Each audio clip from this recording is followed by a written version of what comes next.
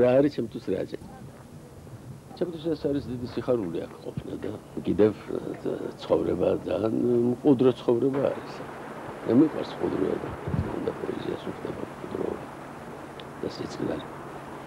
მაგრამ იძახის რავანდელი დღე და ხან გაჭირვებული რაჭა, უმძიმეს დღეში მყოფი რაჭა. ძალიან უჭირს რაჭას და რეგიონი ახლა მაგარ დიდხანს გაგვიგზავნება ჩვენ ლაპარაკი. Vreau să ai ce mi halchi mi qoarse, ce mi utkhe mi qoarse.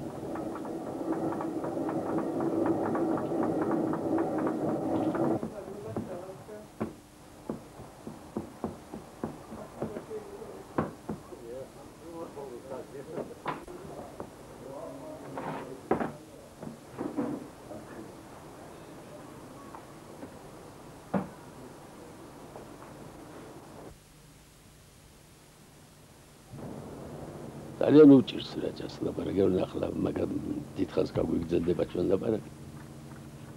მეუბნებოდ აი ჩემი ხალხი მიყვარს და ეს ჩემი კუთხე მიყვარს. დაუმთავრებელი ლექსის გავსი რაღაც მაქვს. მუშაობდი. რაჭაში ვენახივით, გვარებიც გავაშენეთ. მიყვარდა ბავშვობიდან აი ლამაზი გვარები. უწერას მეტრეველი გონაღებს გავაშელი ონს თუ სორს მინდელი და მეიდანს დგვარელი. ახლა შენ კაი გვარები გასინჯე. გვარსთვისას ყაბულობს ვაშკაცი ყოველი, მაგრამ რა ვარია თუ ძმახარ არჩვაძე, რაფრად ჟღერს, რაფრად ძგერს, თუ ძმახარ გოლოველი. მეშვილდი შვილები რაჭაში განთქმულან, უყვარდა ქართლ კახეთს მხედრული კომფორტი. ჯოლბორდი ისრის მთლელს გვიქვიან ქართულად. რა ვარი გვარია თუ ძმახარ ჯოლბორდი.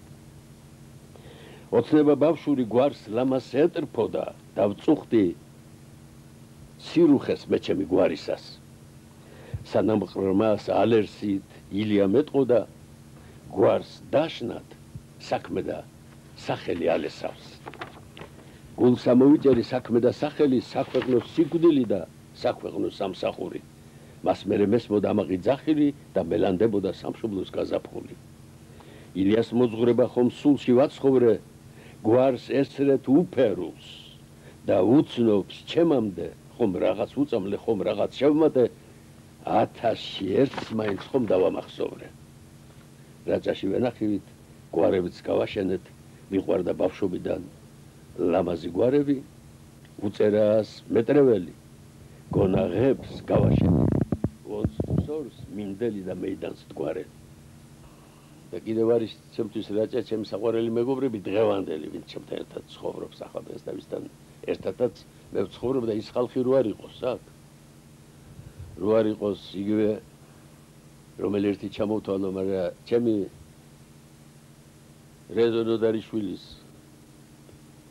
მეთაურობით ის მთელი საზოგადოება რომ არ იყოს, რომელიც მე მიყვარს და რომლის გულისთვისაც მე მიხარია აქ ჩამოსვლა, მე გამჭირდებოდა აქ.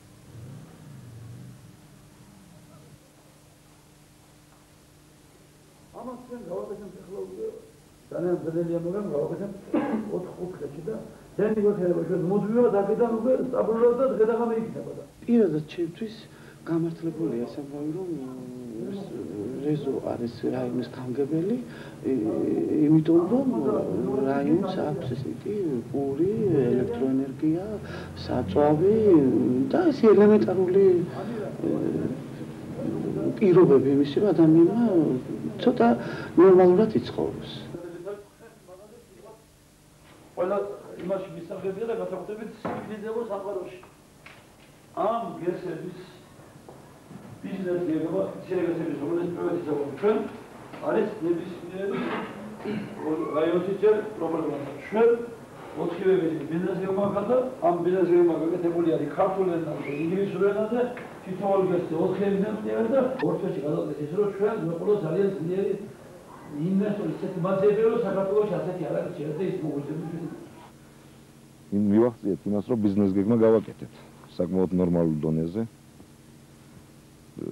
საზღვარგარეთელი ექსპერტები, გერმანელი ექსპერტები მონაწილეობდნენ ამ ბიზნეს გეგმის შექმნაში. მაგრამ ვერ მივახციეთ იმას რომ სესხი ავიღოთ. ეს იმიტომ რომ არ ვიცი რატო უბრალოდ სესხი გაიცემა ყველგან, ყველაფერში საქართველოში სახელმწიფო სესხები და ისედაც რა ვიცი ყველანაირი სესხები თუ ჟუაჩკები შემოაქვს საქართველოში, მაგრამ ამისთვის ვერავინ ვერ მოიცალა. მე ხშირად გამიგონია ტელევიზიით სახელმწიფო მეთაურისაგან რომ აი ერთი ბიზნეს გეგმა ვერ ნახეს საქართველოში მცირე გესებზე, რომლის განხორციელება შეიძლება. დაგერა გვაქვს აი მცირე გესებზე ბიზნეს გეგმა, გვაქვს პროექტი, ყველა ინსტანციაში ხელმოწერილი სახელმწიფო ექსპერტიზა გავლილი აქვს ამ ჩვენ პროექტს და იქ შეიძლება აშენდეს 5 მილიონი ნახევარ დოლარში ისეთი გესი და მილიონი ნახევარი ჩვენ დახარჯული გვაქვს ამაში. ისეთი გესი, რომელიც უონს ამბროლაურს და ცაგერს სამი რაიონს თავისუფლად ეყოფა. ну რაც შეეხება ახლა ტურბაზა, შედარებით გადარჩენილია, იმიტომ რომ ტურბაზაში კერძოა და უყურებ ხედავ ისე როგორც ჩემი საკუთრება. პერსონალის, მომსახურე პერსონალიც ისე უყურებს. თითქოს თავის საკუთრება არის. ცხელი წყალი მუდამ გვაქვს. სიწყალზე ლაპარაკი არ არის. ეს მჟავე წყლების შოვი განთქმული არის, მჟავე წყლები და არის მუდამ და ყოველთვის შეიძლება იმითი ეს როგორც სასადილოში ისედაც ყოველთვის როცა უნდა მიიღოს დამსვენებელმა. ну ცხელი წყლის პრობლემა მოხსნილი არის გელიოსისტემით. იმიტომ რომ გელიოსისტემა სამი დღე ინახება ჩვეულებრივად, გინდა ხრუბლიანი იყოს სამი დღის განმავლობაში მაინც არის ცხელი წყალი. ეს გელიოსისტემა თავის დროზე ყოფნიდა 500 კაცს, ახლა კიდევ 10 კაცი არის და როგორმე ყოფნიდა. ჭურჭელი ციგნით ირიცხება და დასაბანათას და ყველანაირად. ну გვაქვს აუზი, მაგრამ აულელი არის ახლა, იმიტომ რომ თვითონ ხალხიური თუ ხალხი არ იქნა ისე ყველაფერი შენობაში თუ კაცი არ არის, ის უფრო მეტად განიცდის ამორტიზაციას და ეზოში ხიარი ბავს. ვაშლის ხიარი ბავს თუ ადამიანი არ სუნთქავს იქ. ამიტომ ხალხი აუცილებელია კურორტისთვის და იმ ხალხისთვის, რომელსაც შოვი აინტერესებდა, შოვში დაუსვენია, შოვში ყოფილა. ალბათ უმჯობესი არის, რომ რა ვიცი, თუ რეკლამა გაეწევა ნორმალური, მოვლენ კიდევ გაიხსენებენ შოუს, დაისვენებენ ჩვენთან. ну ყובה ნორმალურია, გვაქვს ახლა ბაზარში ვიძენთ ყველაფერს, გარდა ამისა ჩვენი მეურნეობა გვაქვს. და იქიდან რძე, ყველი, კარაქი, რაღაცა ესეთი რძის პროდუქტები თავისუფლად.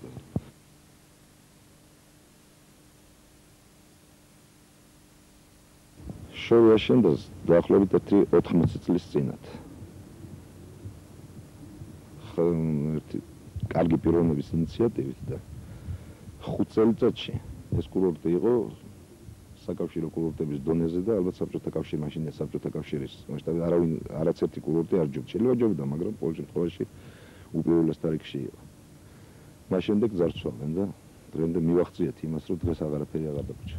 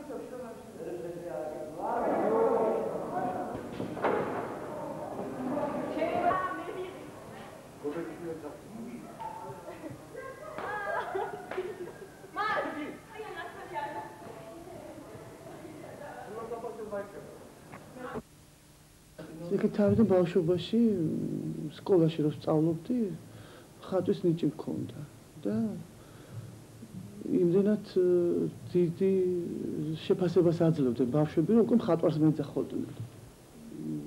ერთხელ მაღაზიაში ვნახე, სამეურნეო მაღაზიაში, გურგალი, თოკის გურგალი და ძალიან მომეწონა. ქვის და ხის ასოციაციას ქმნიდა. ვიფიქრე, რომ ამისგან შეიძლება რაღაცა ცოტა ესეთი მხატვრული ნიმუშის შექმნა, რომელიც ალბათ ჩემს მოთხოვნილებას დააკმაყოფილებდა. მანამდე ძალიან დიდი სურვილი მქონდა ხესურული ფარდაგები მომექცევა, მაგრამ სპეციალისტებთან შორს ვიყავი, რადგან რაჭა შორს არის და ვერავინ ვერ ვნახე.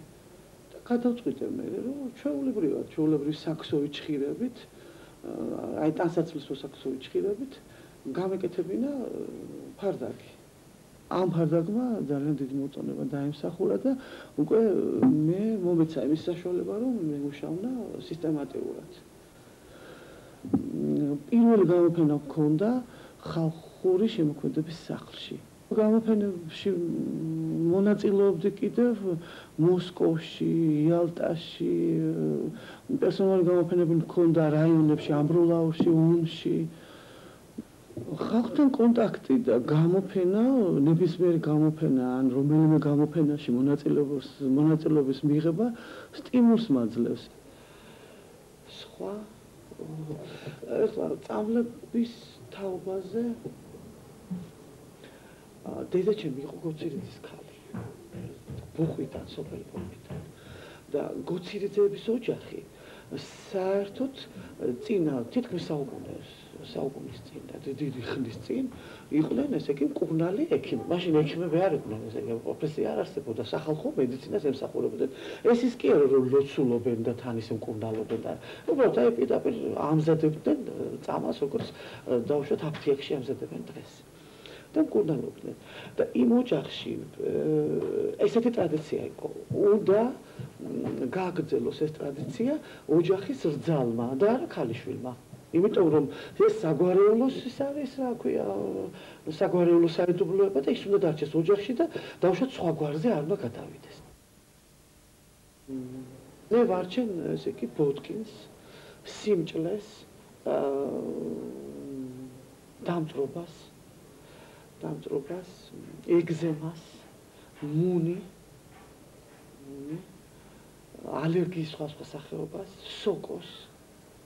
თითქმის ყველა წამალში ყველაზე ეფექტური ეს ფუტკარია. ძალიან დიდ როლს თამაშობს. ეს ძალიან ეფექტურია მასზე დამზადებული წამლები. ძალიან მეხმარება ის, რომ ჩემი ქმარი ეს ფუტკარზე მუშაობს. ხო და ამითი მე ძალიან უზრუნველყოფილი ვარ. სანთელი მაქვს რამდენიც თითქმის ყველა წამალში ყველაზე ეფექტური ეს ფუტკარია. ძალიან დიდ როლს თამაშობს. ეს ძალიან ეფექტურია მასზე დამზადებული წამლები და იმის გარეშეც არ შეიძლება. ასე მგონია, რომ ავადმყოფს, რომ მე ან ესე იგი უარი უთხრა და არ მოვარჩინო, ან რაღაც ისე მგონია, რომ მე არ მაპატიებს ღმერთი. რაღაცნაირად არ შემიძლია ეს.